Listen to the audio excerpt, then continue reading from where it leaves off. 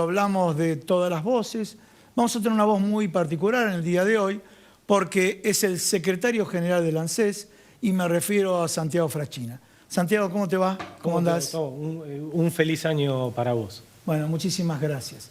Bueno, ocupás un rol muy importante dentro del ANSES y hacen tareas, digamos, muy proactivas para mejorar la calidad de vida de los jubilados y de los trabajadores a su vez. Contanos un poco, porque tiene una serie de informes de la forma y metodología de trabajo que tiene el ANSES. Sí, nosotros cuando asumimos la gestión nos propusimos 3 principios filosóficos, que eso es importante, que cualquier funcionario público apenas asuma su mandato se lo proponga, porque después obviamente esos principios filosóficos se tienen que traducir en políticas públicas. Cualquier funcionario lo haga explícito o implícito tiene principios filosóficos. Nosotros preferimos hacerlos explícitos y son 3 que después se transforman en políticas públicas y se tienen que transformar en resultados, que es el diagnóstico que a fin de año hacemos desde el organismo. El primero es aumentar la inclusión previsional. Somos ANSES,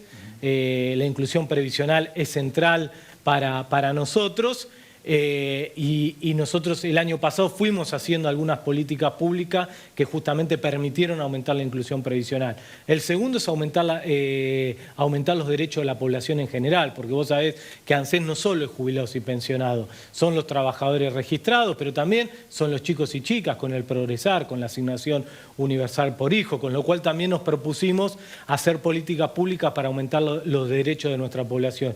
Y el tercer y último principio filosófico de que nos propusimos en la gestión es aumentar el poder de compra de los ingresos de nuestros beneficiarios. Esos son los 3 principios que después se van traduciendo en distintas políticas públicas. Esas políticas públicas tienen que tener resultados que sean coherentes con esos principios filosóficos. Bueno, y el año en diciembre, la última semana de diciembre, justamente con el gabinete de ANSES, hicimos un diagnóstico del año 2021 y la verdad que los resultados que tuvimos nosotros en la gestión del 2021 estamos muy conformes. Obviamente es satisfecho, pero no diciendo, bueno, listo, hasta acá, no, sabiendo que falta, sabemos que tenemos que seguir este camino, porque obviamente después de 4 años de un gobierno donde esos 3 principios filosóficos nuestros eran lo contrario y en el medio de una pandemia, nosotros sabemos que el piso es bajo y que nosotros tenemos que seguir yendo por este camino, pero que todavía falta. Bien, ahora vamos, de hecho, un poco el resumen de la gestión, porque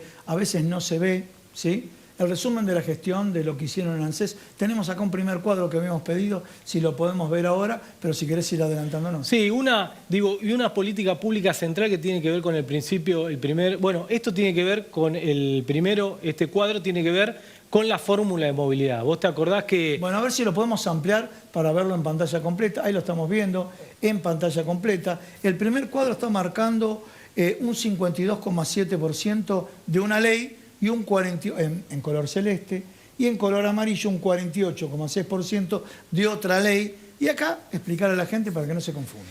Nosotros en diciembre del 2020 mandamos al Congreso la nueva fórmula de movilidad, porque creíamos que era una mejor fórmula de movilidad. Acordate que el gobierno de Macri votó la fórmula de movilidad de diciembre de 2017, y nosotros sabíamos y creíamos que esta fórmula de movilidad que nosotros estábamos mandando al Congreso era mejor que esa fórmula de movilidad. Pasó el año por primera vez, el primer año de aplicación fue el 2021, vos sabés que la fórmula de movilidad tiene 4 aumentos por año.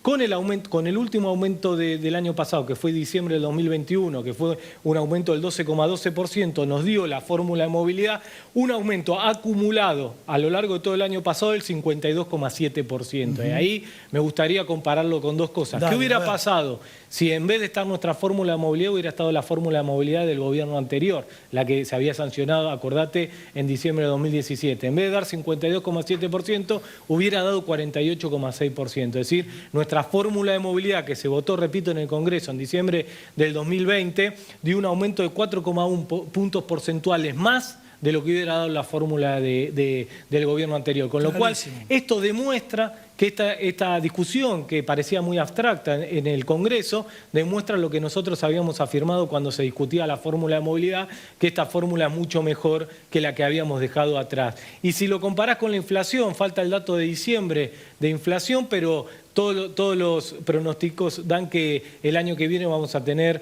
una inflación de alrededor del 50%. Nuestra fórmula de movilidad va a estar por arriba de la inflación, unos puntos porcentuales por arriba de la inflación, y si hubiera estado la anterior fórmula de movilidad hubiera estado de vuelta por debajo de la inflación. Obviamente, de vuelta, vamos a estar aproximadamente 3 puntos por arriba de la inflación. Nosotros sabemos que es un paso adelante, sobre todo en comparación con la fórmula anterior, pero sabemos que falta. Y también le agregamos no solo los aumentos por la fórmula, sino los distintos bonos que fuimos dando a lo largo del año pasado, sobre todo a la jubilación mínima y media, donde dimos 4 bonos, 2 de 1.500 pesos, abril y mayo, uno de 5.000 pesos en agosto, y el último bono que dimos, el de 8.000 pesos en diciembre. Esto tiene que ver con el tercer principio filosófico que yo le había dicho de nuestra gestión, que es aumentar el poder de compra de los ingresos de nuestros beneficiarios. Porque además la fórmula de movilidad no solo es aumento de jubilación y pensión, sino que con la fórmula de movilidad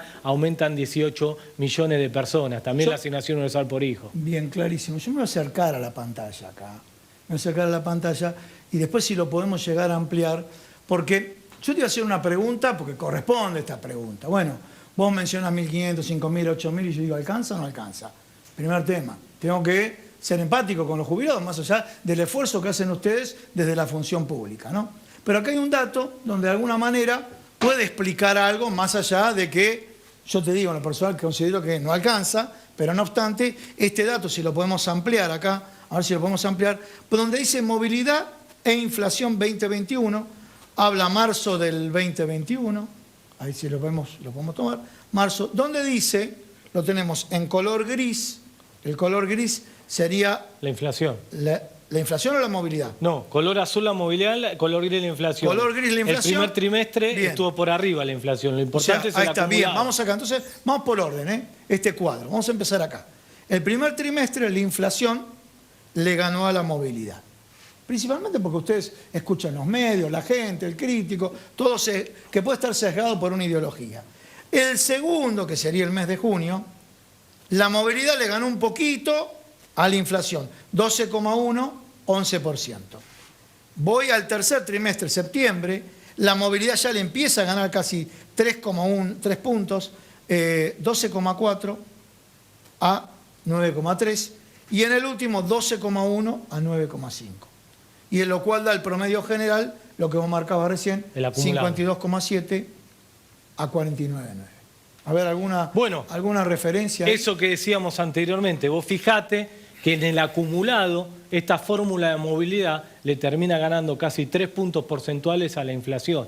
Como bien vos decís, nosotros estamos contentos porque le ganamos a la inflación, obviamente sabemos que todavía falta, porque además, como decimos siempre, nuestra gestión comenzó no de 0, sino de menos 20, que es lo que cayó, el poder de compra que cayó la jubilación durante los 4 años del gobierno anterior. Estamos conformes porque le ganamos a la inflación, bien. Estamos conformes porque le ganamos a la movilidad que hubiera tenido con la fórmula de Macri, y fíjate lo que te decía anteriormente, si la fórmula de Macri hubiera seguido vigente, no le hubiera ganado a la inflación, la nuestra sí le ganó a la inflación. Obviamente en eso estamos satisfechos, pero sabemos que este caminito es el que tenemos que sostener porque nosotros queremos recuperar los 20 puntos porcentuales que perdieron durante los 4 años del gobierno de Macri, el poder de compra de la jubilación, pero además queremos seguir aumentándolo. Con lo cual, lo que yo te quiero decir ahí, esto muestra que nuestra fórmula de movilidad es mejor que la de Macri, muestra que nuestra fórmula de movilidad le terminó ganando a la inflación. Sabemos que tenemos que seguir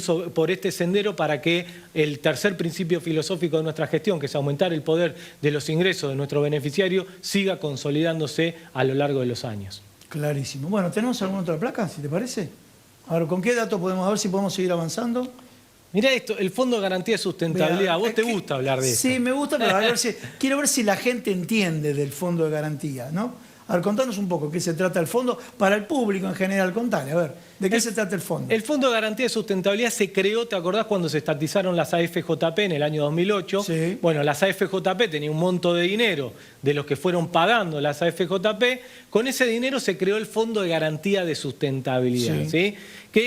Ahí tenemos que romper algunos mitos. Con el Fondo de Garantía de Sustentabilidad no se pagan las jubilaciones y pensiones, porque las jubilaciones y pensiones es un flujo que viene del Tesoro Nacional, que que es aportes y contribuciones, y 40% son impuestos que se coparticipan con el organismo. El Fondo de Garantía de Sustentabilidad actúa así en momentos muy específicos. Si hay un déficit coyuntural un déficit coyuntural del sistema previsional, se pueden utilizar la plata del Fondo de Garantía de Sustentabilidad para pagar jubilaciones. Pero el Fondo de Garantía de Sustentabilidad, repito, se creó cuando se estatizaron las FJP. Mirá el monto. El primer monto, noviembre de 2008, es el primer monto de cuando se creó el Fondo de Garantía de Sustentabilidad.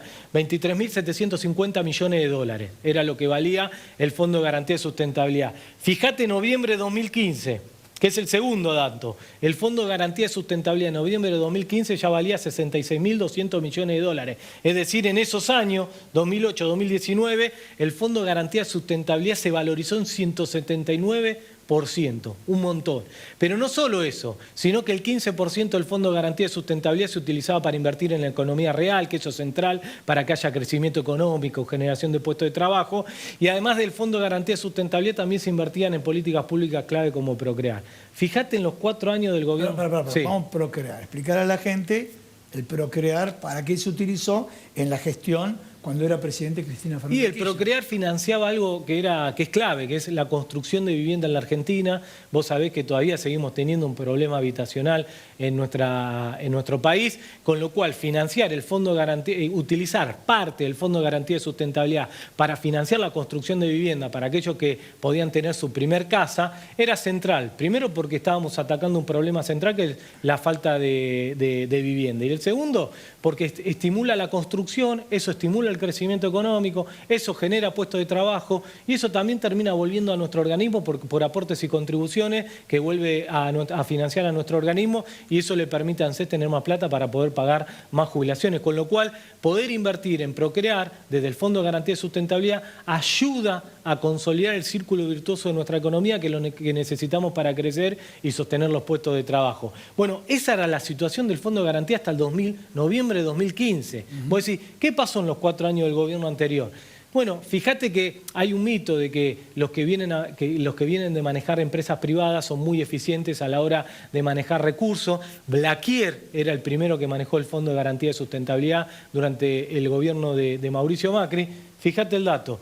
El Fondo de Garantía de Sustentabilidad pasó de noviembre de 2015 a noviembre de 2019 de 66.000 millones de dólares a 34.800 millones de dólares. En solo 4 años pulverizaron el Fondo de Garantía de Sustentabilidad en un 47%. Pero no solo eso, solamente pasaron del 15 al 3% en invertir en economía real, es decir, lo desvalorizaron y lo utilizaron solamente para la valorización financiera, y dejaron de financiar políticas como el Procrear, porque no hicieron más... O sea, a ver, el Fondo de Garantía, dinero que aportan los trabajadores, había 2 opciones: o volcarlo a la actividad económica, a la vivienda, ¿sí?, o volcarlo a la timba. Y hubo gobiernos con distintas visiones con ese fondo. Exacto. Un gobierno con una visión, este dinero del fondo a la timba. La visión del gobierno de Cristina, ahora de Alberto Fernández, volcarlo a políticas públicas, si lo podemos llamar así. Exactamente, y valorizarlo. Sí. Hay 2 alternativas con un fondo como este. Sí, que o pierda, lo valorizás o lo desvalorizás. Bueno, que se diluya o que mantenga el valor. Bueno, en los 4 años del gobierno anterior lo desvalorizaron. Lo usaron para la especulación financiera y dejaron de financiar políticas clave como el Procrear del Fondo de Garantía de Sustentabilidad. O sea, los 3 principios distintos al que el Fondo de Garantía de Sustentabilidad venía teniendo hasta el 2015. Es más, incumpliendo con la ley. Porque la ley del Fondo de Garantía de Sustentabilidad dice que como mínimo tenés que tener el 5% invertido en la economía real. Lo dejaron invertido en 3%, ni siquiera cumpliendo con la ley. Y si querés ir más allá, lo iban a liquidar al Fondo de Garantía de Sustentabilidad. ¿Por qué? Porque ¿te acordás la reparación histórica que hicieron la famosa reparación histórica? Que después podemos, si querés, discutirlo. Pero ¿cómo lo iban a financiar la reparación histórica? En un principio con la plata del blanqueo, pero la plata del blanqueo es un stock, la reparación histórica es un flujo, lo tenés que pagar todos los meses. O sea, tarde o temprano la plata del blanqueo se te iba a terminar. ¿Y cómo decían que iban a seguir pagando cuando se terminara la plata del blanqueo? Con la plata del Fondo de Garantía de Sustentabilidad. Con lo cual iban a liquidar el Fondo de Garantía de Sustentabilidad. La plata del blanqueo se terminaba en octubre de 2020, con lo cual si nosotros no hubiéramos mandado una ley que mandamos de cuidado de los activos del Fondo de Garantía de Sustentabilidad, que por suerte el Congreso lo votó, nosotros tendríamos que haber empezado a pagar la reparación reparación histórica con el Fondo de Garantía de Sustentabilidad y lo hubiéramos tenido que liquidar. Por suerte esa ley se votó, con lo cual la reparación histórica se sigue pagando, pero como se pagan todas las jubilaciones con plata del Tesoro, y el Fondo de Garantía de Sustentabilidad lo pudimos cuidar. No solo cuidar, revalorizar. Fíjate cuánto está hoy. Y este es un dato viejo, ya pasó, es en noviembre del 2021. El Fondo de Garantía de Sustentabilidad ya vale 49.600 millones de dólares. Es decir, en 2 años de nuestra gestión el Fondo de Garantía de Sustentabilidad lo valorizamos en un 42%. Hoy ya, el dato de diciembre del año pasado, que es el dato actualizado, ya el Fondo de Garantía de Sustentabilidad volvió a superar los 50.000 millones de dólares. Acá lo tenemos, 49.621, ¿no? Exactamente. 49.621. Eso noviembre del año pasado. Ya diciembre del año pasado, el dato actualizado, ya pasó los 50.000 millones de dólares. Repito, una revalorización del fondo. Por eso cuando te dice la plata de los jubilados, la plata de los jubilados. Bueno, acá tenés la diferencia de lo que hace un gobierno u otro con la famosa plata de los jubilados, que repito, no termina siendo plata de los jubilados, porque es la plata que venían de las FJP, es un fondo que es el Fondo de Garantía de Sustentabilidad, que de ahí no se pagan las jubilaciones y pensiones, pero sí se puede hacer un montón de cosas. En principio, valorizarlo, que es lo que hace un gobierno que quiere cuidar la cosa pública. Perfecto. Si te parece, vamos a un pequeño corte, señor director. Atilra es artífice de un proyecto solidario, colectivo y social. Es una realidad que crece, se desarrolla, vive y se multiplica, pero sobre todo permanece en el tiempo. Atilra, más de 70 años sembrando de sueños el camino.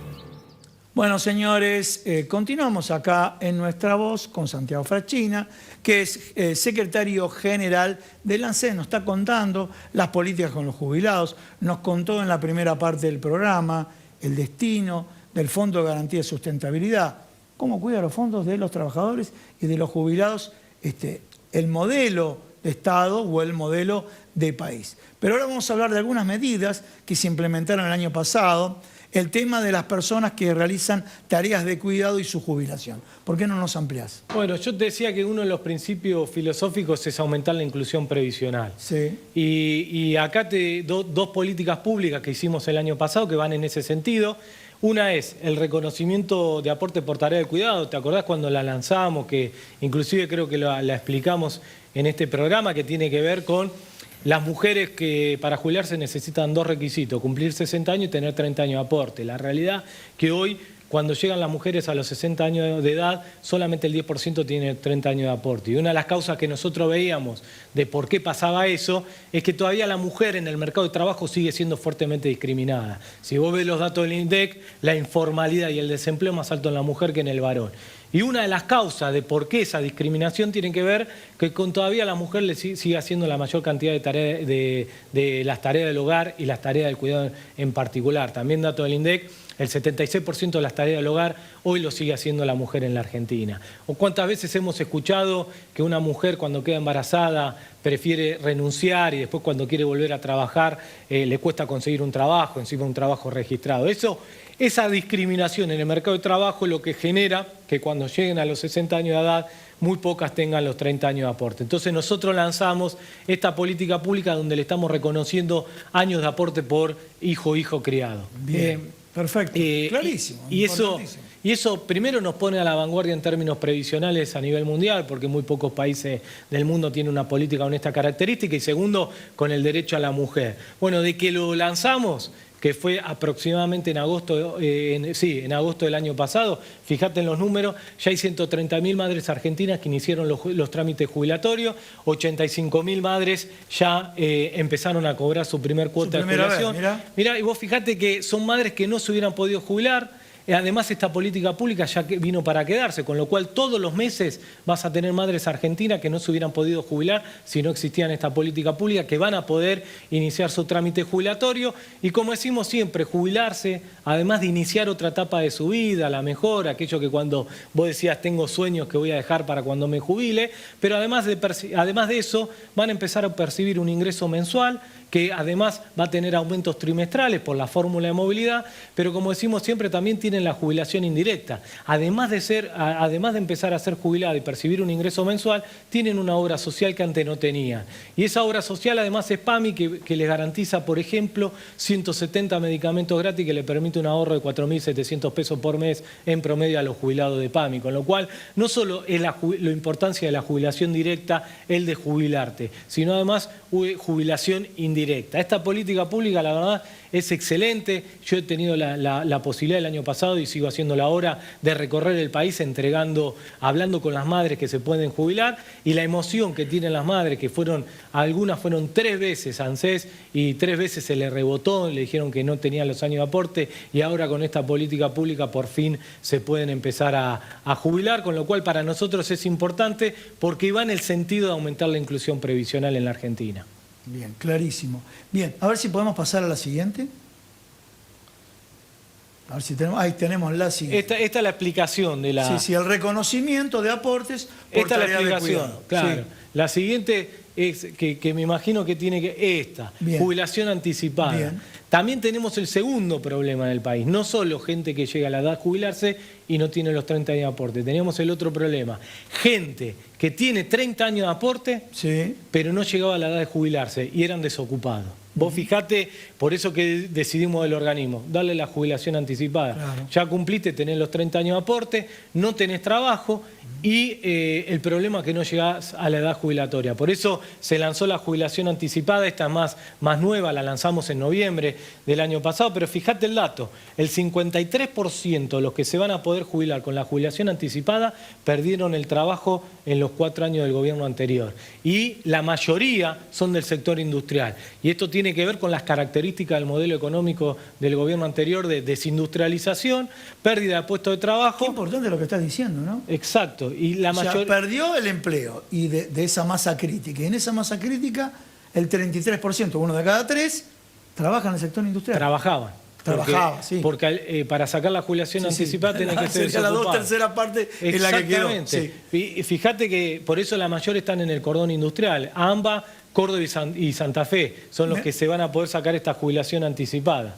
Acá esta frase me gustó mucho. Demasiado jóvenes para jubilarse, Y sí. considerados demasiado grandes para volver a trabajar. Bueno, eso es lo que nos decían los que pudieron lograr la jubilación anticipada, que para el mercado de trabajo ya eran viejos, y eso es lo que le decían cuando iban a buscar trabajo, pero para el sistema previsional eran jóvenes porque no llegan a la edad jubilatoria. Sí, entonces, 65, de vuelta, sí. con esta jubilación anticipada, a ellos, la mayoría son varones en este caso, el 90% son varones, les vamos a poder le estamos garantizando una jubilación.